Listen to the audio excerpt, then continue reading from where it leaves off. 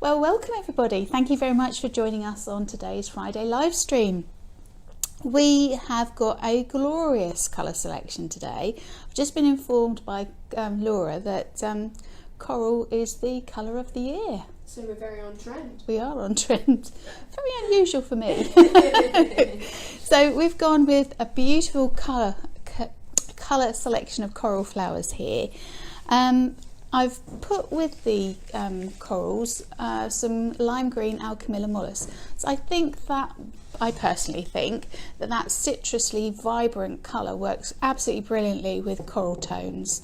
Or you could, if you want to be citrus and go along the fruit theme, you could call this colour tone watermelon. Yeah. Watermelon, yeah. So absolutely. Watermelon and citrus, I think that works quite nicely. So just to explain to you the varieties that we've used today, we've got this fantastic rose called Miss Piggy, really popular for coral weddings. We've got some eucalyptus parvifolia here. This is Alchemilla mollis. You might also know it as lady's mantle. This is a Lysianthus. This is a double. This is called apricot foldo. And what I thought, being very artistic here, I thought that the lime green buds on that actually complement the Alchemilla mollis really well. So you've got that very pale sort of salmon tone going into the coral Miss Piggy roses, and then finishing up with these absolutely stunning peonies called Coral Charm.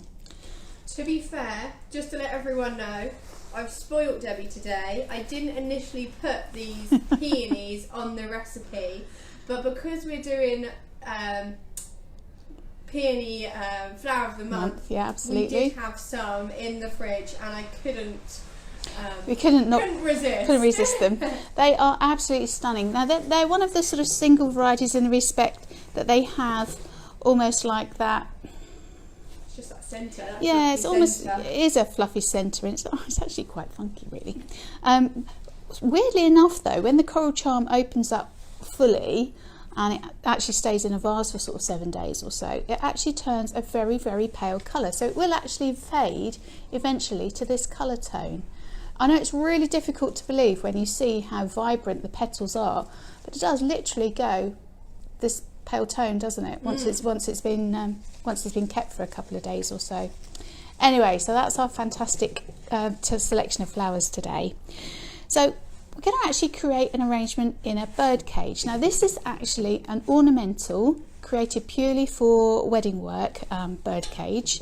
It's painted to look sort of almost shabby chic, I guess, really. So it has a lid that obviously you can remove or open up, so you can actually get your hands in to do the arrangement. We just sell these on our website, so look out for them. Oops, sorry, I'm rattling about here. So I've just fixed a small piece of Oasis into a white Junior bowl, taped it in with some of the sorry, this is an Oasis dish, not a Junior dish. Taped it in with the clear pot tape or anchor tape. I'm just going to place that down into the bird cage. So we're going to start by adding in some of the greenery first. Now you might find to start with, until the weight is concentrated in the centre, that you might want to just hold the Oasis container while you pop the foliage in. And I'm going to put it at an angle just so that it cascades over the edge of the bird cage. So before you start, Debs, we'll do a few shout outs we've got some lovely ladies watching. We've got Debbie, who I mentioned before, we've got Dawn, we've got Melanie, Anita, Sally, Debbie, another Debbie, Christina, lots of lovely ladies watching the demonstration today. Such a popular name. It is. Sounds like we've got some new viewers today as well. So welcome, ladies. Nice to have you join us today. Let us know what you're doing. We'd like to know what everybody's doing arrangement-wise. If you've got any good projects going on for this bank holiday weekend, let us know. I think I forget it's bank holiday. The days just go past so quickly. We're in May as well. Don't. We'll be booking our Christmas stuff before long. Don't say that. I'm going to get shot for that. Seriously, going to get shot for that. Okay, so just what I'm basically doing to start with here is I'm just placing the eucalyptus in and around to give almost like a collar to the arrangement, just to start. Twofold reason for that. It actually helps to cover up the space between the oasis dish and the top of the birdcage. The birdcage has actually got a little metal platform there that's actually purely designed to sit flowers onto. So it's really useful to have that. And don't forget, ladies, I think we've only got ladies watching us at the moment, haven't we? We've not got any men, I believe. Okay, well, ladies, any questions, please do pose them, and Laura and I will do our absolute best to try and answer them for you. Oh, we've got Misty, who said hello, first of all. And then she says, I've got some of these to do. So this tutorial is perfect. Excellent. Fantastic. You must send us some photographs, Misty. Yeah, please do. Of the end result of your bird cages. Absolutely. I don't know if you noticed there is a bird cage there done in gypsophila. That will be on one of our how-to guides coming up later on in the month. So do watch out for that. This month for us is this month of May is actually our flower of the month is actually peony, hence why we had those fantastic coral charm. So do keep tuned because we have some peony education tips, and Laura and I had the amazing honour of going to Holland to meet a peony grower a couple of weeks ago. So we've got a really clever video to watch. I think you call it Bud to Bloom, didn't you? Yeah, showing, it's out now, so you'll be able to watch it. And it shows the development of peonies, because they are notoriously difficult to predict opening times. So I've actually got some peonies in for a wedding we're doing this weekend, and they are now very cosily sitting near the heater in our office, desperately trying to get them open.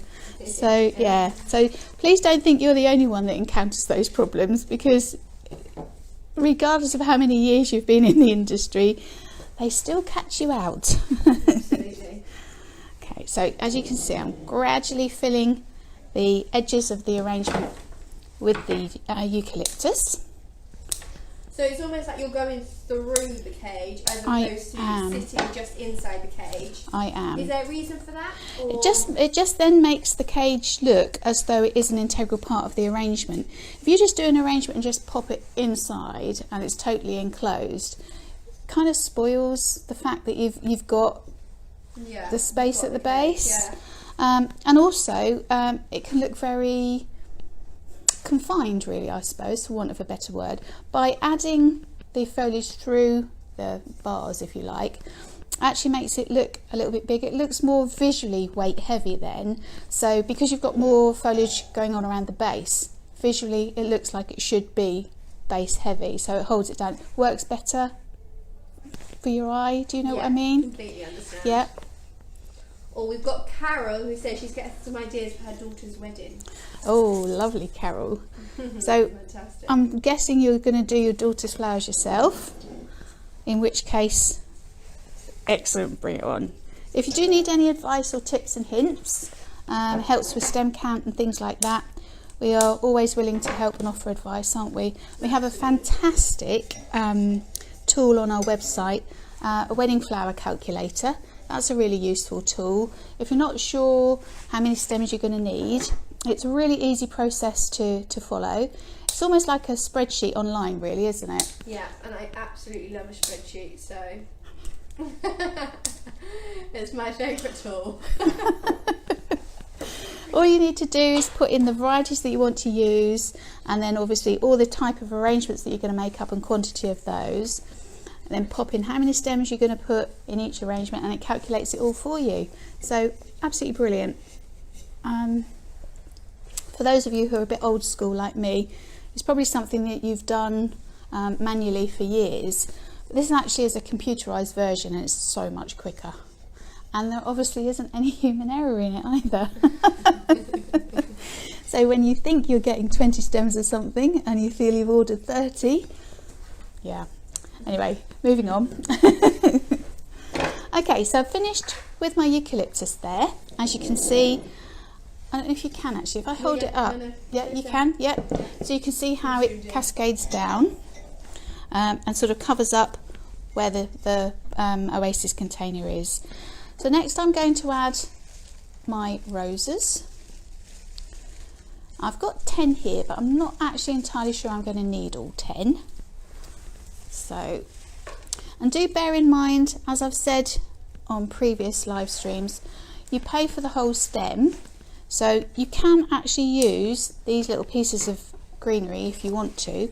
I just tuck them in, just helps to create a little bit more texture to the arrangement. And it works really well with the eucalyptus, a different colour tone. Slitting up the stems on the roses just so that they expose more cells to the Oasis and they can drink more readily. I'll just pop that one in. Now you might actually need a little bit of help by popping your hand. I'm just going to spin that round so I can see a bit better.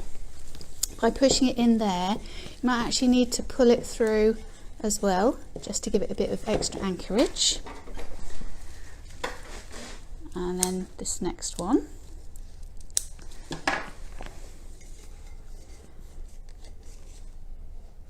As you can see, I'm popping them in fairly far into the Oasis. Now something like this could be made up the day before, so something that you can prepare. We could green it up actually a couple of days before the event, but you could arrange them the day before so it takes the stress off the actual wedding day if you're doing it yourself.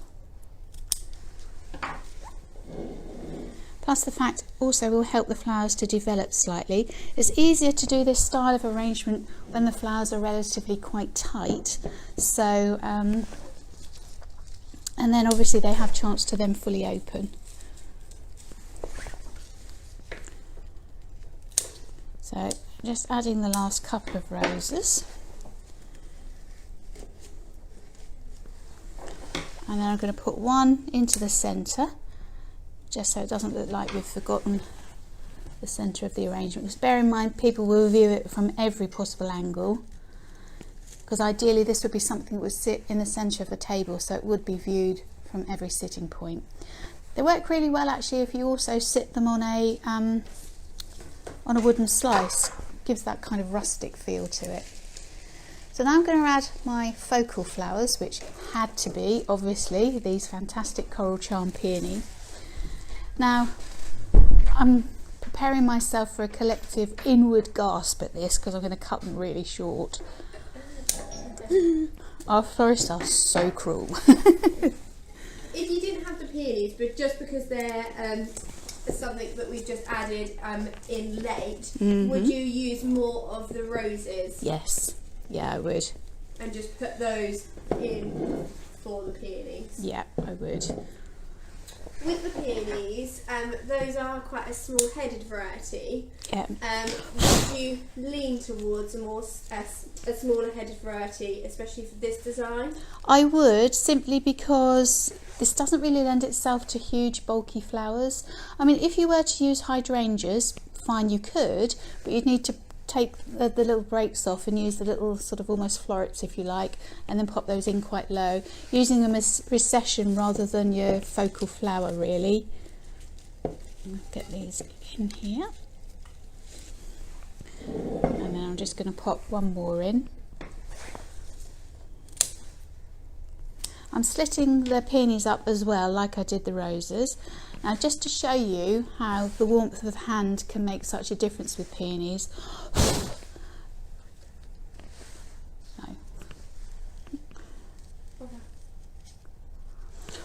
There we go.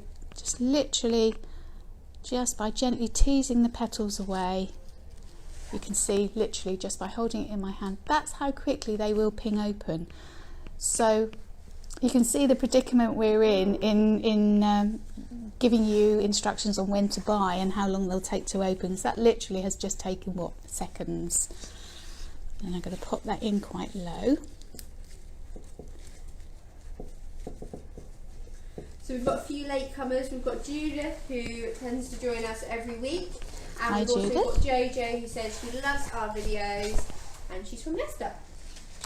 Lovely, welcome ladies. So now I'm going to add the apricot foldo. Now the buds on this obviously are going to lend themselves to the edges of the arrangement because they're quite delicate. So I'm going to pop those in between the roses. Need to cut that one a little bit shorter.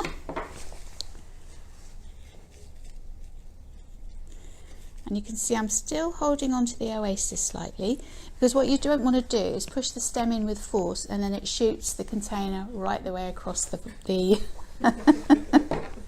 What you could do is also tape. You could put a little bit of Oasis Fix on the base of the plastic dish if you wanted to, and then put it into the bird cage so that it actually holds the plastic dish in position. Haven't done that today, simply because this is a demonstration piece really, rather than an actual, it's not actually going on site or anything. Might be wise to do that to secure it a little bit more, yeah, but add it so it's a bit secured, because if you have delivery drivers that are delivering your wedding for you and they are budding rally drivers, then you might need to just make them a little bit more secure. It helps. Present company accepted, obviously. So yeah, just adding these little buds in, because as you can see they do work really well colour wise. And then we can just tuck them through the bird cage so they look like they're naturally part of the arrangement and not an afterthought. So our viewers sound very quiet today, Laura. Are they quiet? They're saying hello. We've got a few latecomers. Rachel's just said that she's going to watch it from the beginning. It looks amazing already. Thank you. Yeah, we've been trying to think of different things to do that might be inspired by the wedding season, as it's in full swing now. Full swing. And also we're very on trend this week with the corals. Yeah, every day's a school day. I didn't realise that coral was the colour of the year. So all of those brides out there that are anticipating or planning a coral themed wedding, very, very in trend. Here we're using the Miss Piggy Rose, but you will also have a look at Lady Margaret, Romanza. Lady Margaret is a nice rose actually. We have that. It's Miss Piggy does tend to have a little bit of a slightly differing colour to the centre of it. It's all Colours, isn't yeah, it is, and it almost goes into, I wouldn't say orange as such, but it's going towards that kind of colour tone, which actually, as you can see, works quite well with the apricot foldo Lysianthus. But Lady Margaret doesn't. Lady Margaret is a pure, intense colour. Yeah. Also, I find the Romanza being that as well. It's the colour's solid, isn't it? Yeah, it is. And so if that's what you want to achieve, more of a definite colour. The thing I like about Miss Piggy though is because it's slightly two-tone, it can then allow you to incorporate other varieties of flowers that perhaps aren't true to the colour tone, if you know what I mean. Yeah. So yeah, it just gives you a bit more scope possibly. Just popping in the flowers around the edge here. And some more of the buds. Something else that would have worked really nice in here today would have also been Viburnum opulus. That's a lovely lime green, and that's in season now. Oops, can't find my oasis. Here we go. So that would work really nicely. Viburnum opulus is not entirely happy in oasis for any long period of time, but no, it would work fine just for an arrangement that's going to be in situ for a couple of days. Would you say there's anything that you wouldn't use to create this arrangement? I know it's a huge scope of flowers. So apart from the bigger blooms, I wouldn't use big blooms. I probably would slightly avoid using Amimagus visnaga in something like this, because you've got such a limited piece of oasis that you're using. Don't really get a huge amount of water content into it. It's actually really difficult to water this once it's been arranged. So you kind of need flowers that are going to survive quite happily on just the amount of water in the oasis now, really. So for instance, do you make this up the day before a wedding? Yeah, no, the day before, yeah, absolutely. Day before. It could be greened up a couple of days before, because you've still got quite a bit of the oasis exposed when you've just put the foliage in, so you can still keep it quite well watered. But then, yeah, the flowers the day before, I would say. Okay, we're nearly got our full. With the peonies, I know you were saying that obviously we know they're very hard to predict, but would you be happy putting them in slightly tighter and then overnight they would probably develop? Absolutely, yeah. Yeah, that was what I was saying earlier actually. It makes sense to put flowers that are in bud form in, so that then they open up a little bit in situ. Trying to put a fully open flower in this confined space is quite difficult. It's not as easy, certainly. Now, I just want another couple of little leaves just to pop in the end here. And tuck those through. So keep those questions coming. If anyone has anything about this arrangement, or maybe in a different colour scheme, we can suggest some varieties that, to use, or any other arrangements really. So I'm going to pop the Alchemilla mollis in now. You could use, I'd say, alternatives. Viburnum opulus would work very well. Wax flower would work very well. You could use gyp. You can see we've used gypsophila in the other bird cage there. So yeah, there are alternatives. Just chosen this because A, I like it, and B, I wanted nice lime green tones. Whoops. It works really beautifully with those coral tones. It does. So just adding some little tiny pieces. I'll spin this round in a minute so you can see what I'm doing. Are you cutting it quite short? I am cutting it very short. Yeah. I'll show you just a sec. Just get this little piece in. So I've cut it down the little. So you get on. Oops. Find a nicer stem than that. So on one stem. Bring it down. Sorry. Bring it down. If I bring this back so you can see. So on one stem, as you can see, you'll get. On this particular stem, you've got 1, 2, 3, 4, 5, 6, potentially 7 little breaks from that one stem. So that does make it reasonably cost effective, because it's not an expensive item to buy at the moment anyway. So yeah, Alchemilla mollis. So Debbie does ask, so you can green the vases 2 days before a wedding? Yep, I would do it 2 days before, quite happily, and then keep it well watered, and then just pop the flowers in the day before. Simply because you've got very limited access to giving water to the oasis. So the flowers are going to have to exist basically on the amount of water that's already in the oasis.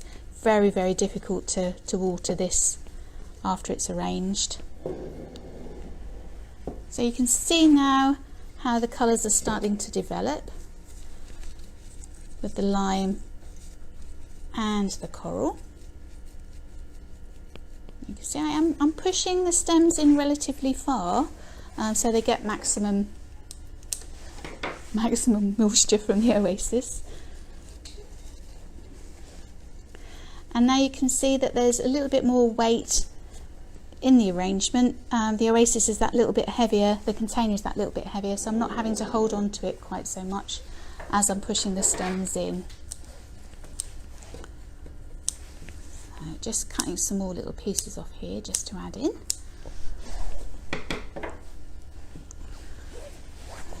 And threading them in between the bars. As I say, these bird cages are purely ornamental and created really purely for the wedding industry, to be honest, for table centres. And to be fair, Debs, you don't even like birds, so the fact, if it had a bird in it, I would be running. You would not be here. You would not see my heels for dust. I would be running, screaming from the building. Probably followed by the bird. You know, we'll have our phobias, and birds is mine, unfortunately. Oops. Let me pop that in. Yes, we had a pet had a pet robin here a couple of years ago, didn't we? And the girls were actually feeding it, encouraging it to stay and be friends. It used to fly around our office quite happily. So they'd see me working under my desk rather than on top of it.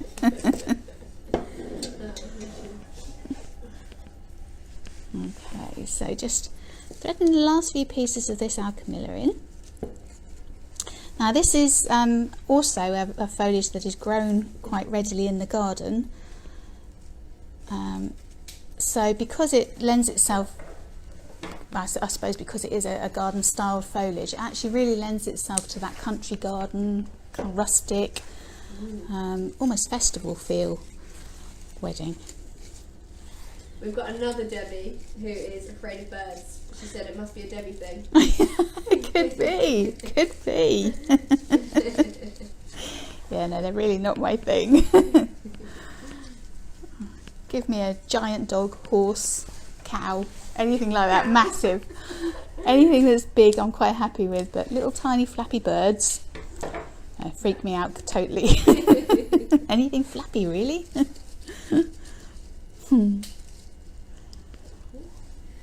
We've got June who says she's a late to watch, so she's going to watch it from the beginning. Oh, lovely. Sally's got a crying face. Never good. Oh dear, why is that? I don't know. What have we done to upset you, Sally? Or maybe because of the birds, I don't know. Maybe.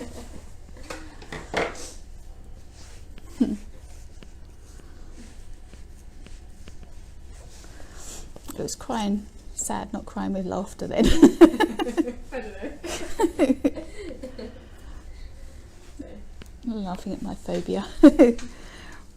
Right, so just popping the last few pieces of alchemilla mollis in. There we go. So you can see how the colour tone is all coming together now. I think we're nearly there. Just pop some into the centre. Now, because you're working in a very confined space, you will find, if you're not careful, that you do quite easily snap the slightly more delicate stems if you're not careful. And I notice I have actually done that with one of the poor little Lysianthus buds. So I'm just going to trim another one and pop that into the place where I've just snapped that other one off. Oop. And get it in. Can't find the oasis. Ah, here we go. We're in. Lovely. So just pop the lid back on.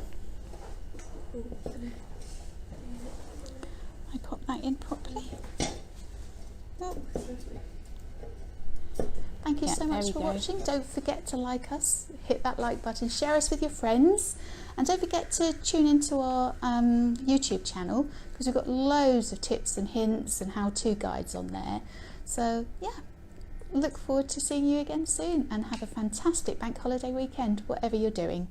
Thanks, bye for now.